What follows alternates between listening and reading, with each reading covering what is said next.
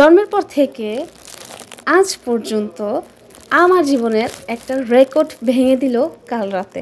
আমি কখনো কল্পনাও করতে পারি না এইভাবে আমার রেকর্ডটা ভেঙে যাইব। তো ভিডিওটা রাত থেকে শুরু হয়েছে, গত রাতে 1টা বাজে।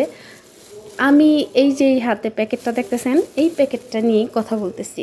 এইখানে কি আছে অনেকেই বুঝতে পারতেছেন। সৌদি আরবে আসার পরে আমি আজকে প্রথম ফুচকা বা চটপটি, যেটা আর কি চটপটি খাইতেছি। মাটির গ্লাসটা আমার ম্যাডাম আইনা দিছে। আর সৌদি আরব আসার পরেই আমি জীবনের প্রথম মাটির গ্লাসে পানি খাইছি। বাংলাদেশ থাকতে কখনো খাই নাই। তো যেটা কথা সেটা হচ্ছে, হুট করেই আমার ক্রেভিং উঠছিল ফুচকা খাওয়ার।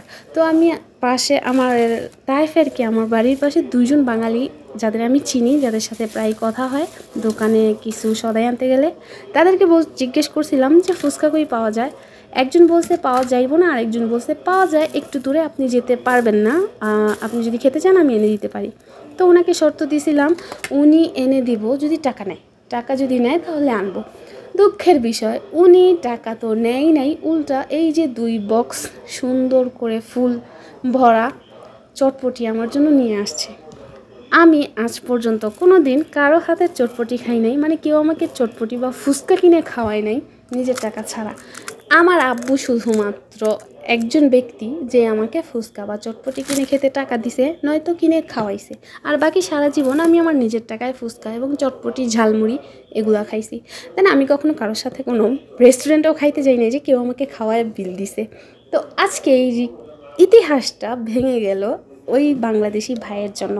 উনি আমাকে চটপটি খাওয়ার টাকা তো নেই নাই, উনি আর কোনো কথাই বলে নাই। গেটের সামনে প্যাকেট টাইনা রাইখা যে গেছে, তো গেছেই। উনাকে 1000বার জিজ্ঞেস করছি দাম কত, উনি দাম বলে নাই। এখন আপনারাই বলুন, উনাকে আমার এই চটপটির দাম বাবদ কি দেওয়া উচিত, কত দেওয়া উচিত, বা কি গিফট দিব উনাকে। তো চটপটিটা যখন আমি খাচ্ছিলাম তখন একটা ফুচকা ভেঙে আমি একটু ফুচকার আর কি স্বাদটা নিতে চাইছিলাম, যাতে আমার ক্রেভিংটা একটু শেষ হয়। ফুচকাটা দিয়ে যখন খাচ্ছিলাম ভালোই লাগছে। আর আমি 2টা বক্স থেকেই ট্রাই করতেছিলাম, টেস্টটা দেখতেছিলাম যে 2টা আলাদা আলাদাভাবে কেমন লাগে খেতে।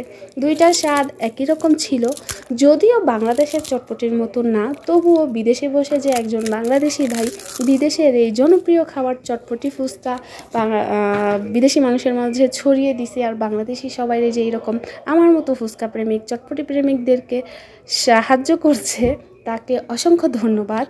টেস্টের কথা বলতে গেলে 10-এর মধ্যে 6 দেওয়া যায়।